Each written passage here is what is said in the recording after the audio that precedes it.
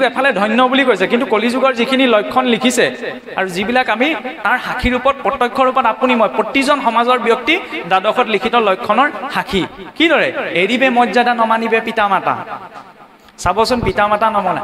সৌ সিদিনালৈকে আমি কি কৰি থাকোঁ, এয়া মা মোৰ, এয়া দেউতা। অকণমান বৃদ্ধ বয়স অহাৰ লগে লগে কি হৈ পৰে, ঘৰত বোলে বুঢ়া বুঢ়ী আছেনে? যি পিতৃ মাতৃয়ে নিজেই নাখাই নবৈ ল'ৰা ছোৱালীক ডাঙৰ দীঘল কৰিছিল, বৃদ্ধ বয়স পোৱাৰ লগে লগে কি সংজ্ঞা পায়, বোলে ঘৰত বুঢ়া আছেনে, ঘৰত বুঢ়ী আছেনে?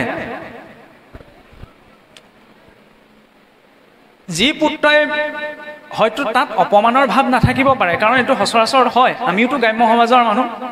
কেনেবাকৈ যদি কেঁচুৱাতে অকণমান বুলি কয় মাকে, আপোনাৰ গোটেই সংসাৰখনৰ কথা পাহৰি কেঁচুৱাটোক কোচত তুলি লয়।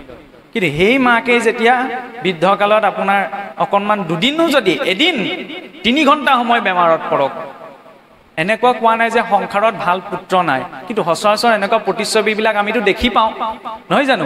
শুনিবলৈ পাওঁ নিউজত। তেতিয়া এইবিলাক কাম কোনে কৰিছে? আমাৰেই ল'ৰা ছোৱালী, আমাৰেই সমাজৰ মানুহেতো কৰিছে।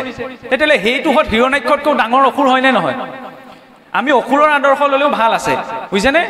এইটো একেবাৰে অদ্ভুত কথা যে অসুৰৰ পৰা আমাৰ শিকিবলগীয়া কি আছে? বহুত আছে। আমি হিৰণ্যাক্ষক কেৱল আদি দৈত্য আছিলে বুলি অৱমাননা কৰিলে নহ'ব।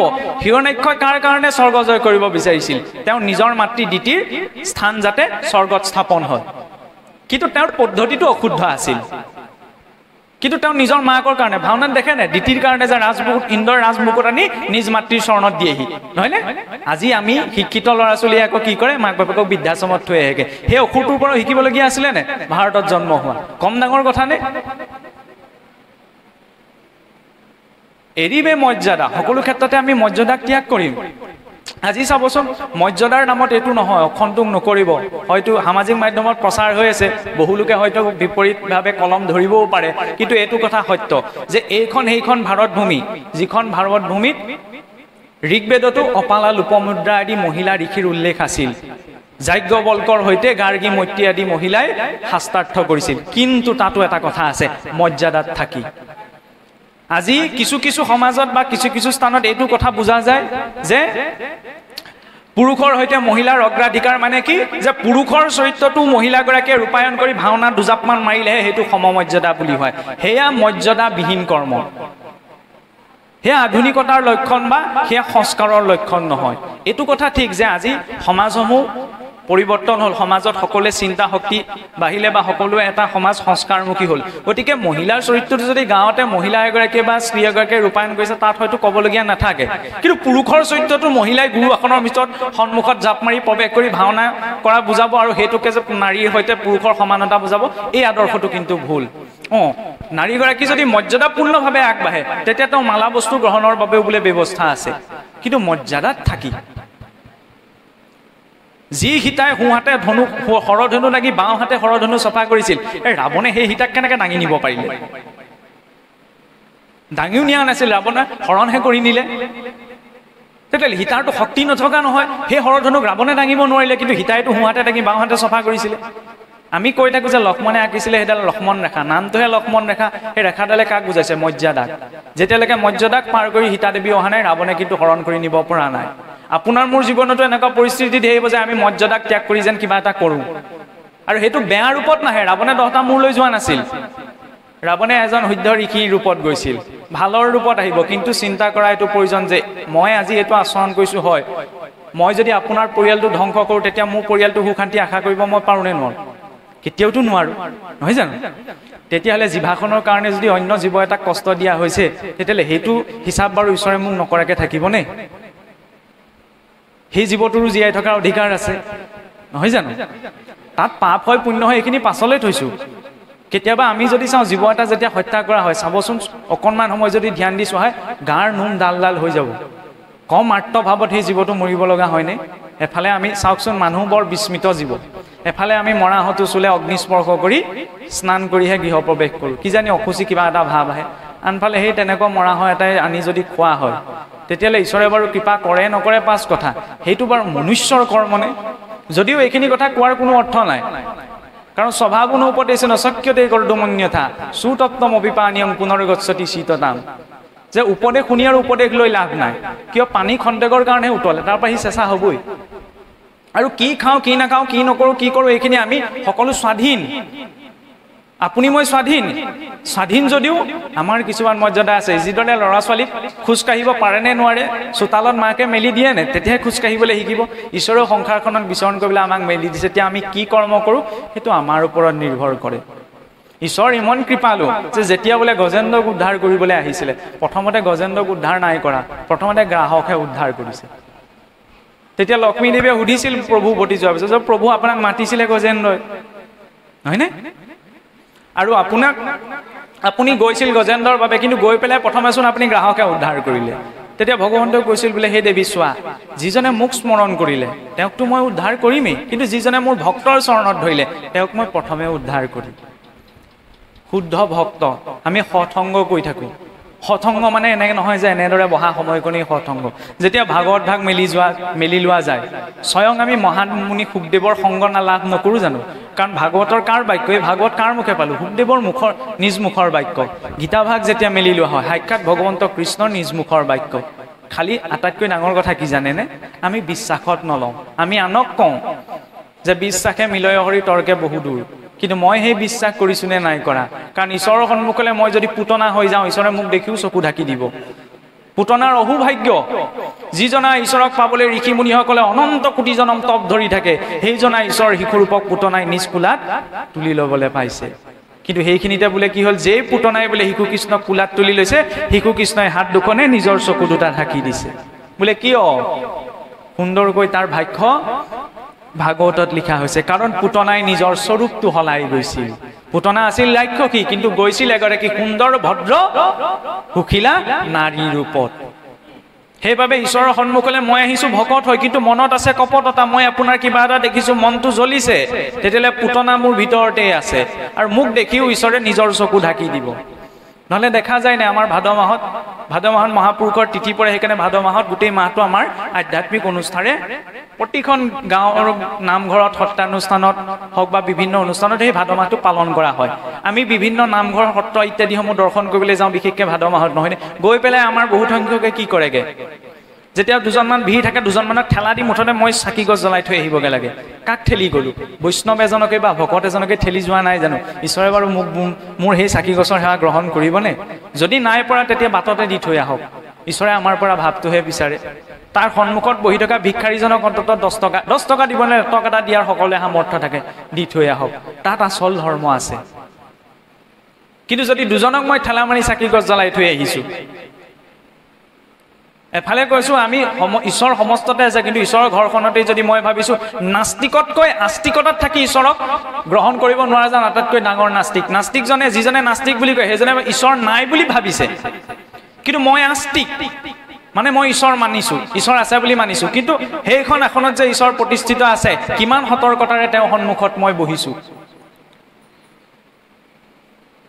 এই ইন্দ্ৰিয়সমূহ আপুনি মই যিসমূহ ইন্দ্ৰিয়ত ধাৰণ কৰি আছোঁ এইপা হৈছে যত অনৰ্থৰ মূল কাণে বেয়া কথাটো পটককৈ শুনে চাবচোন কাণখন কলৈ যায় দুজনে ফুচফুচকৈ কি পাতি আছে তালে পটককৈ যায় ইমান ডাঙৰকৈ ভাগৱতে কি পঢ়ি আছে তালে পটককৈ নাযায় বেয়া গোন্ধটো পটককৈ পাওঁ ভাল গোন্ধটো পটককৈ নাপাওঁ এই ইন্দ্ৰিয়সমূহক নিয়মিত কৰিবলৈ সেইকাৰণে ভক্তি ৰত্নাকৰত মহাপুৰুষে বৰ সুন্দৰভাৱে লিখিলে যে ইন্দ্ৰিয়সমূহক নিয়ম কৰিলে ব্যৱস্থাটো কি কৰ্ণে শুনে কৃষ্ণ কথা কাণখন কিয় দিলে যে সৎ কথা শুনাত ভগৱন্তৰ কথা শুনাত মুখে বোলে ৰাম মনে পাদ পদ্ম স্মৰে মনটো কিয় দিলে ঈশ্বৰ চিন্তনৰ বাবে সেই গজেন্দ্ৰৰ উপাখ্যানৰ জৰিয়তে আৰু এটা কথা যদি আমি চাওঁ মহাপুৰুষজনাই লিখিছে যে গজেন্দ্ৰই ত্ৰাহি হৰি বুলি ভগৱন্তত শৰণাপন্ন হৈছিল কিন্তু মূল ভাগৱতলৈ যদি আমি চাওঁ মূল ভাগৱতত গজেন্দ্ৰই যেতিয়া ভগৱন্তক স্তুতি কৰিছে 18টি শ্লোকত সেই 18টি শ্লোকত কিন্তু ভগৱন্তৰ হৰি ৰাম নাৰায়ণ কৃষ্ণ এটাও নাম নাই তাৰ তাৎপৰ্যটো কি গজেন্দ্ৰই কি বুলি কৈছিল যে সকলো জীৱৰে অন্তঃকৰণত যিজন প্ৰতিষ্ঠিত হৈ আছে সেইজনেই মোক ৰক্ষা কৰকী সকলো দেৱী দেৱতা সকলোৰে শ্ৰেষ্ঠত যিজন আছে সেইজনে মোক ৰক্ষা কৰি প্ৰত্যক্ষৰ পৰা নাম উচ্চাৰণ হোৱা নাই কিন্তু চিন্তন ঈশ্বৰৰে হৈছে সেইকাৰণে শ্ৰৱণ কীৰ্তন শ্ৰেষ্ঠ কিন্তু শ্ৰৱণ কীৰ্তনৰ গুহাৰ্থ ক'ত প্ৰকাশ পাইছে স্মৰণ আৰু চিন্তনত আমি যে ভগৱন্তৰ নাম লৈছোঁ যাতে অন্তিম সময়ত আমি ভগৱন্তক চিন্তা কৰি শৰীৰটো এৰিব পাৰোঁ। কাৰণ অন্তিম সময়ত যেনেকৈ শৰীৰ এৰো তং তমেৱতী সদাতদ ভাৱ ভাবিত, যেনেধৰণৰ ভাৱ ৰাখি আমি শৰীৰ এৰো তেনেধৰণৰ ভাৱকে প্ৰাপ্ত কৰোঁ। অষ্টম স্কন্ধৰ জড়ভৰত তাৰ উদাহৰণ। পৰম বিৰক্ত আছিল, কিন্তু অন্তিম সময়ত হৰিণা পোৱালি এটাত মোহত আসক্ত হৈ গ'ল, পিছত হৰিণ ৰূপত জন্ম লাভ কৰিব লগা হ'ল। তেতিয়াহ'লে মই ধন সোণ পুত্ৰ ভাৰ্যা বুলি যদি মৰিবলৈ হয়, তেতিয়াহ'লে মোৰ গতি কি হ'ব? অন্তিম সময়ত ওচৰতে গীতা ভাগৱত পঢ়ি আছে, কিন্তু কাণেৰে যদি নুশুনা হৈ থাকোঁ, গাঁৱৰ ভকতসকলে আহি কাণত ভগৱন্তৰ নামটো ল'বলৈ মনত পেলাই দিছে, বোলে ৰাম বুলি কোৱা, কৃষ্ণ বুলি কোৱা, কিন্তু যদি মই মুখেৰে ক'ব নোৱাৰা হৈ থাকোঁ, কাণেৰে নুশুনা হৈ থাকোঁ, তেতিয়াহ'লে কেনেকৈ ভগৱন্তক সেইখিনি সময়ত মনত স্মৰণ আৰু চিন্তন লাগিব। প্ৰত্যক্ষ ৰূপত ভক্তিৰ এটা স্তৰটো এইটোও কোৱা হৈছে, প্ৰত্যক্ষ ৰূপত যদি নাম মুখেৰে উচ্চাৰণ হোৱা নাই, কিন্তু মনত যদি চিন্তন হৈ আছে, তেতিয়া ভগৱন্তৰ সমান। কাৰণ কংসই কৃষ্ণৰ নাম নলৈছিল ভয়তে, কিন্তু বৈখন্তে উঠন্তে ভুঞ্জন্তে ভ্ৰমন্তে কৃষ্ণক চিন্তে সদায়। সকলোৱে জগত হৰিময় দেখে, সুখ শান্তি খাবলৈ বহে কৃষ্ণই মাৰিবলৈ আহিছে বুলিয়ে দেখে, কেনিবা অকণমান ওলাই যে কৃষ্ণই মাৰিবলৈ আহিছে বুলি দেখে, ইমান ভয় কৃষ্ণৰ প্ৰতি। সেই কৃষ্ণক চিন্তা কৰি থাকোঁতে সেইকাৰণে অন্তিম সময়ত বোলে কৃষ্ণৰ স্বৰূপ গতি পালে। আমি এতিয়া নাম লৈছোঁ, প্ৰাথমিক স্তৰত আমি মুখেৰে ভগৱন্তৰ নাম লওঁ, দ্বিতীয়টি স্তৰত নাম লওঁতে কৃষ্ণৰ স্বৰূপটো মনলৈ আহিব লাগিব। সঁচাকৈ নাম ল'ব পাৰিছোনে নাই হয় নিজকে চাবও লাগিব। খুন্দাটো খাওঁতে কি ওলাইছে মুখৰ পৰা, উজুতিটো খাওঁতে কি ওলাইছে, খুন্দা উজুতি খাওঁতে যদি বেলেগ কিবা এটা ওলাইছে জানক আৰু যিখন কৰি আছোঁ এইখন চব ভেকু ভাওনা। আৰু আপুনি কিমানৰ ভকতি কৰিছে এইটো মোৰ বিচাৰ্য বিষয় নহয়। মোৰ বিচাৰ্য বিষয় মই কিমান ভকতি কৰিছোঁ। সঁচাকৈ যদি ঈশ্বৰৰ ভক্তি আচৰণ কৰিছোঁ, তেতিয়াহ'লে উজুতিটো খাওঁতে খুন্দাটো খাওঁতে তেওঁৰ নাম ওলাব। নহ'লে চাবচোন, শত্ৰুৰ নামো আমাৰ মনত সপোনতো মনত থাকে। কোনোবাই যদি ক'ৰবাত কিবাকৈ বেয়াকৈ কৈছে, মনত হ'লেও কোনোবাত বহুৱাই থৈ দিওঁ যে আমুকত মোক আমুকে বেয়াকৈ কৈছিল। কিন্তু যিজনে ঈশ্বৰে আপোনাৰ মোৰ জীৱনৰ প্ৰতিটো ছেকেণ্ড দি আছোঁ, সেইজনক কিন্তু আমি পাহৰি থাকোঁ। সমস্যা সেইখিনিতে। কলিযুগৰ বাবে আটাইতকৈ উত্তম ব্যৱস্থাটো কি? আমি চিন্তনৰ জৰিয়তে তেওঁক প্ৰাপ্ত কৰিব পাৰোঁ। কাৰণ যাৰ স্বৰূপ চিন্তন কৰি থাকে, যেনেকুৱা ভগৱন্ত কৃষ্ণৰ স্বৰূপটো চাওকচোন, আমি নাজানো। ভাগৱত এনেই পাতোতে চাবচোন, আমাৰ 16 গছ 32 গছ বন্তি জ্বলোৱা হয়। ভাগৱতৰ বেদীখন যেতিয়া স্থাপন কৰা হয়, তাত শংখ চক্ৰ গদা পদ্ম, এইবিলাক ধুনীয়া লাগিবলৈ সৃষ্টি কৰা পৰিৱেশ নহয়। তাত এটা দৰ্শন আছে যে ভগৱন্তৰ স্থান কি? মণিকূট গৃহত, নহয়নে? বৈকুণ্ঠ স্বৰূপ হৈছে মণিকূট গৃহভাগ। সেই মণিকূট গৃহৰ পৰা ভগৱন্তক ভক্ত সমাজলৈ নমাই অনা হৈছে।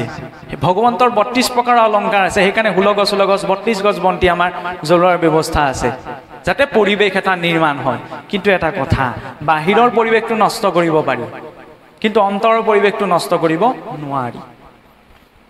আমি কওঁ যে আজিকালি ইমান কথা ভাবি থাকিবলৈ আজিকালি পৰিৱেশ নাই। পৰিৱেশ আছে, আমি বহুত ভাল পৰিৱেশত আছোঁ। কাৰণ পৰিৱেশটো নাছিল ভক্ত প্ৰহ্লাদৰ, 5 বছৰীয়া শিশু দৈত্য ৰাজ্যত আছিল, কোনেও ঈশ্বৰৰ নাম নলৈও নুশুনে। কিন্তু তাতো সেই 5 বছৰীয়া শিশুটিয়ে আমাক শিকাই থৈ গ'ল যে ঈশ্বৰক কেনেদৰে চিন্তন কৰিব লাগে। এতিয়া আমিতো পৰিৱেশ পাইছোঁ, মহাপুৰুষে আমাক নামঘৰ দিলে, শাস্ত্ৰ দিলে গৃহে গৃহে। তাৰ পাছতো যদি আমি এইখিনি কথা যিখিনি ত্যাগ কৰিবলৈ ক'লে সেইখিনি এৰিব পৰা নাই, তেতিয়াহ'লে কিন্তু আমাৰ জৰিয়তে একো গতি পোৱা সম্ভৱ নহয়। সেইকাৰণে যিখিনি বৰ্জনীয় সেইখিনি বৰ্জন কৰিবই লাগিব। ধ্ৰুৱ সত্য, মই জানি বুজি ভুলটো কৰি থাকিম, ঈশ্বৰে মোক উদ্ধাৰ কৰিবলৈ আহিব, সেইটো কোনো হ'ব নোৱাৰে। আজি ডাঠি পেলাই আমি এই কথা ক'ব পাৰোঁ। এই যি মাধুৰ্য ক্ৰিয়াত বহি আপোনালোকে সন্মুখত দেখি আছে, ঈশ্বৰে যদি কৰে আৰু চাগে 10-20 বছৰ 50 বছৰ জীয়াই থাকিম নহয়। জীয়াই থকাৰ পাছত, কাৰণ আপোনালোকে বৰ বেছি দূৰৰ মানুহো নহয়, যোৰহাট জিলাৰ, শিৱসাগৰলৈ আমাৰ আটাইতকৈ ওচৰ হয়। ব্যক্তিগত কথাটো কৈছোঁ আৰু কেনেবাকৈ যদি অনাগত দিনত ক'ৰবাত যদি কেনেবাকৈ অধম মৃত্যু প্ৰাপ্ত, ক'ৰবাত বোলে খোলাকৈ কৈছোঁ যদিও আমি এইবিলাক কথা ক'লে অশুভ বুলি কওঁ, কেনেবাকৈ যদি আওমৰণে মৰিবলৈ হয়, তেতিয়াহ'লে জানিব এই মাধুৰ্যই ইমান এইখিনি সময়ত যিখিনি কথা ক'লে সেই সকলো কেৱল ভাটৌ মুখৰ কথা, ইয়াত আচৰণৰ কোনো কথা নাই। কাৰণ যেতিয়ালৈকে আমি নিজে আচৰণ নকৰোঁ, শব্দ ব্ৰহ্ম নিষ্ণাটো ননিষ্ণাটো পচে যদি শ্ৰুতফলম শ্ৰমন্তস্য শব্দ ধেনু ৰক্ষিত, যদি আমি নিজে আচৰণ কৰা নাই, তেতিয়াহ'লে সকলো শাস্ত্ৰ পঠন, সকলো শাস্ত্ৰ বাক্য, সকলো শাস্ত্ৰ চৰ্চা বাজি গাই ৰখাৰ নিচিনা। সেইকাৰণে প্ৰথম মই নিজে আচৰণ কৰিব লাগিব। মই আপোনাক কৈছোঁ যে আপুনি চাদাখন নাখাব বৈষ্ণৱ মাৰ্গত, কিন্তু মই যদি লুকাই চুৰ কৰি খাইছোঁ, 14জন সাক্ষী লগতেই আছে। কৰ্ণত দিগগণ, কাণত অশ্বিনী কুমাৰ, বাক্যত অগ্নি, জিহ্বাত বৰুণ, মনত চন্দ্ৰ, অহংকাৰত ৰুদ্ৰ, বুদ্ধিত বাসুদেৱ, লিংগত প্ৰজাপতি, গুহ্যত মিত্ৰ, পদত বিষ্ণু, হস্তত পিণ্ড। এইবিলাকে কি কৰিছিল? সময়ত সাক্ষী দিবই। সেইকাৰণে এইবিলাকে সৎকৰ্ম আচৰণ কৰা প্ৰয়োজন এই যে ক'লে কৰ্ণে শুনে কৃষ্ণ কথা মুখে বোলে ৰাম মনে পাদ পদ্ম স্মৰে হস্তে কৰে কাম এই দুখন হাতে কৃষ্ণৰ কৰ্ম কৰিবলৈ কৃষ্ণৰ কৰ্ম গৃহ যি কৰ্ম কৰিছোঁ আইগৰাকীয়ে চাউল মুঠি দিছে ভগৱন্ত কৃষ্ণৰ নামত গৃহ কৰ্ম কৰিছে কৃষ্ণৰ নামত নিত্য নৈমিত্তিক যত জাতি ধৰ্ম আশ্ৰমৰ যত কৰ্ম কৃষ্ণত অৰ্পিলে হিউ হৈ জানা মহাভাগৱত ধৰ্ম যদি নিত্য নৈমিত্তিক কৰ্মসমূহ ঈশ্বৰত অৰ্পণ কৰিছোঁ সেয়া বোলে মহাভাগৱত ধৰ্মলৈ ৰূপান্তৰ হয় বেলেগকে তেতিয়াহ'লে ভক্তিৰ নামত আচৰণ কৰিবলৈ বাকী আছে জানো নাই খালি সেই অৰ্পণাৰ বিধিটো জানিব লাগিব কৃষ্ণৰ প্ৰতিমা দেখে চক্ষুৱে ভক্তক এই চক্ষু দুটা কি দিলে কৃষ্ণৰ প্ৰতীক পদ কৃষ্ণৰ প্ৰতিমা বুলি কওঁতে আকৌ খেলি মেলি এটা আছে আমাৰ বৈষ্ণৱ সমাজত যে ভাগৱত বাংময় মূৰ্তি কিন্তু কৃষ্ণৰ ফটোখনত যে কৃষ্ণ নাই এইটো ভাৱনা কেতিয়াও কৰিব নালাগে কাৰণ তেওঁ আছে যিদৰে হয় যে মোৰ ককা ঢুকাই গ'ল ককাক মই দেখা নাছিলোঁ কিন্তু ককাৰ চিত্ৰপট এখন মোৰ ঘৰত আছে সেই চিত্ৰপটখনত ককাৰ হাড় মঙহো নাই তেজো নাই সেই চিত্ৰপটখনে কোনো কথাও নকয় নহয়নে সেই বুলি সেই চিত্ৰপটখন ইয়াত মোৰ ককা নাই বুলি মই দলিয়াই দিয়াটো উচিত হ'ব জানো নহ'ব নহয় কাৰণ সেই প্ৰতীক পটটোৰ জৰিয়তে মোৰ ককাৰ ধাৰণাটো মনলৈ আহে ঠিক তেনেদৰে এই যে প্ৰতিমা ভগৱন্তক আৰাধনা কৰা 8 প্ৰকাৰৰ বিধান আছে 8 প্ৰকাৰৰ প্ৰতিমাৰ কথা ভাগৱতে কৈছে একাদশ স্কন্ধত যে শৈলিং দাৰুময়িং লৌহিং লেখ্যা লেপ্যাস চৈকটিং মনোময় মণিময়িং প্ৰতিমাস্ত বিধাস্মিতহা শিলৰ হ'ব পাৰে দাৰু অৰ্থাৎ কাঠৰ হ'ব পাৰে যিদৰে জগন্নাথ দাৰু ব্ৰহ্ম লেখা হ'ব পাৰে লেপন কৰা হ'ব পাৰে মণিময় হ'ব পাৰে মনোময় হ'ব পাৰে উত্তম কি বাংময় মূৰ্তি ভাগৱতত সেৱা কৰা মানে আমিতো প্ৰিণ্ট কৰি অনা কাগজৰ কিতাপখনত সেৱা কৰা নাই নহয় জানো সেই ভাগৱতৰ প্ৰতিটো অক্ষৰে যিজনা ঈশ্বৰক ব্যক্ত কৰিছে তেওঁক আমি সেৱা কৰিছোঁ ঠিক তেনেদৰে আপোনাৰ ঘৰত থকা কৃষ্ণৰ ফটোখন সেইখনত ভগৱান নাই বুলি নাভাবিব তাতো ভগৱন্ত আছে সেই ভাৱনা থাকিলে তেতিয়া তেওঁৰ আগত আমি অবাক্য ৰতন নকৰোঁ অশুভনীয় কৰ্মটো নকৰোঁ কিন্তু আমি সেইটো বিশ্বাসত নলওঁ যে ইয়াত ঈশ্বৰ আছে সেইকাৰণে নামঘৰত বহিয়ে আমি নাভিবলগীয়াটো ভাবি দিওঁ নক'বলগীয়াটো কৈ দিওঁ কাৰণ পাহৰি যাওঁ যে মোৰ সন্মুখত আজি যদি মোৰ সন্মুখত ভাৰতৰ ৰাষ্ট্ৰপতি সন্মুখীত উপস্থিত হ'লহেঁতেন আপুনি মই কিমান সতৰ্ক হৈ পৰিলে যে ৰাষ্ট্ৰপতি তেওঁ আগত যি কথা নক'ব দেই যে যেনে তেনে আচৰণ নকৰিব একদম সাৱধানে সতৰ্ক হৈ বহি থাকিব এতিয়া সাক্ষাৎ ব্ৰহ্মাণ্ড নায়ক আমাৰ সন্মুখত বহি আছে আৰু এনে নহয় যে নামঘৰৰ মণিকূটতে ঈশ্বৰ বেছিকৈ আছে ঘৰৰ গোসাঁই ঘৰখনত নাই বা সৌ দূৰৰ তীৰ্থত থকা স্থানতে ভগৱান বেছিকৈ আছে আপোনাৰ গৃহৰ উপাসনাস্থলীখনত নাই বা আপোনাৰ ঘৰৰ গোসাঁই ঘৰখনত নাই সেইখনতো ঈশ্বৰ পূৰ্ণ ৰূপতে আছে খালি আমাৰ ভাৱটো লাগে প্ৰহ্লাদে যেতিয়া দৈত্যৰ ৰাজসভাৰ স্তম্ভত ভগৱন্তক দেখিব পাৰিছিল আমি তেতিয়া ঈশ্বৰৰ প্ৰতীক পটত ঈশ্বৰক দেখিব নোৱাৰোঁ কিয় মহাপুৰুষেতো কুকুৰটোক দেখিলেও আত্মা ৰাম আছে বুলি চিন্তা কৰিবলৈ কৈছে এইটো কোৱা নাই কাৰণ কৈ থকা জনে এতিয়াও যদি মোক বহি থাকোঁতে কুকুৰ এটাই যদি খেদা মাৰি আহে মই আত্মা ৰাম আছে বুলি সেৱা কৰিম নে কেতিয়াওতো নকৰোঁ সেইকাৰণে প্ৰতিটো কথা স্থান কাল পাত্ৰভেদে বিচাৰ কৰিলে আমাক কি কৈছে কুকুৰটোক দেখিলে দণ্ডবতে পৰি সেৱা কৰিবলৈ কোৱা নাই যে তেওঁতো যে ঈশ্বৰৰ অংশ বিদ্যমান হৈছে সেই চেতনাটো ৰাখা তেতিয়া তাক আমি প্ৰহাৰ কৰিবলৈ নাযাওঁ